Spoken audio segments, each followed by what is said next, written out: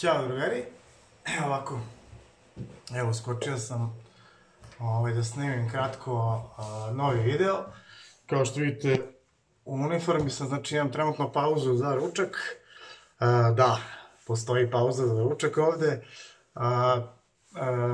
Današnja tema, evo zapisao sam ovde, ne bih zaboravio, je šta ja tražim ovde, kome ja šefujem, pošto piše Serbian šef, i zašto baš Nemačka.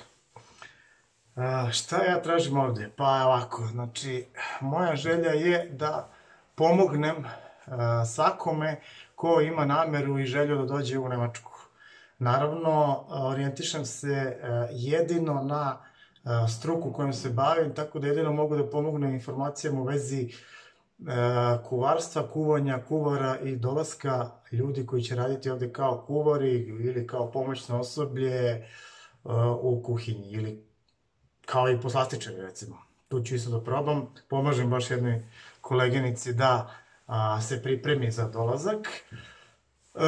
Zašto ovo radim? Pa radim zato što meni je neko pomogao, jel?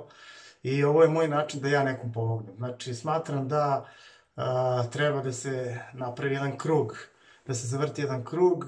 Jednom jedan pametan čovjek rekao moramo svi da se uključimo i da kao kariki u jednom lancu, u jednom krugu, moramo svi da se uključimo i da uradimo neku promenu.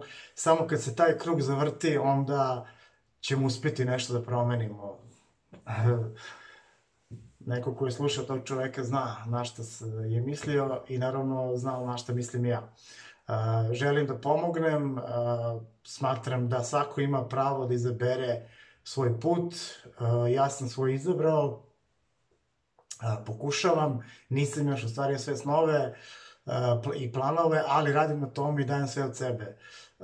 Zašto Nemačka? Pa zato što mi je Nemačka pružila mogućnost, zato što smatram da ovde mogu da zaradim više, ali to nije najbitnije. Nisam došao zbog novca, došao sam zbog toga što želim svojoj porodici, svoje deci i sebi, svojoj supruzi da obezbedim malo bolju budućnost.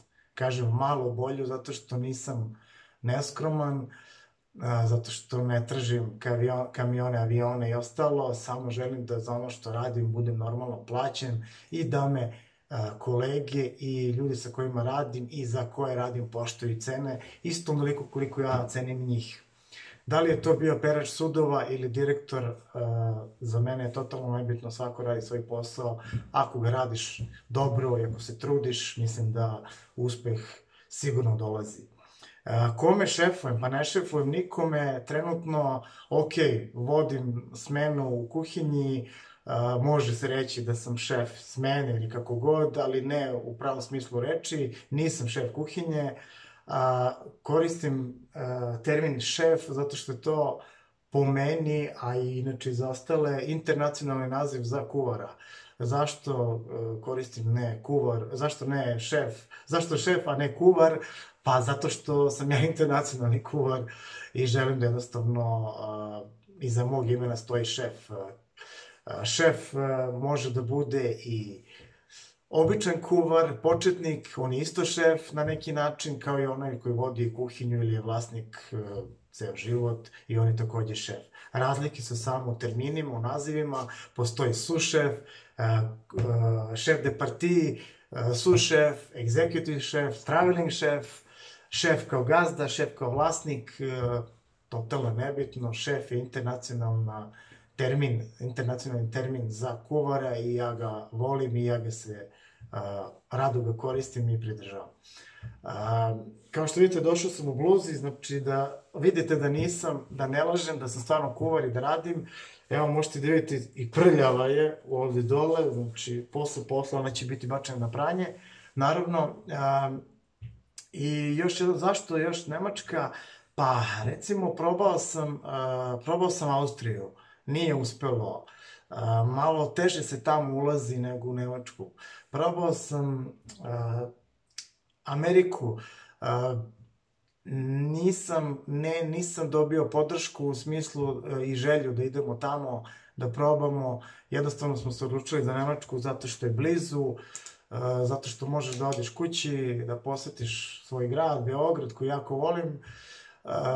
Zašto Nemačka? Zato što, pa ne znam, možda i zato što je nekada moj stric radio ovde u Nemačkoj kao konobar, a potom kao suvlasnik ili menadžer restorana, eto, ima nečega u tome.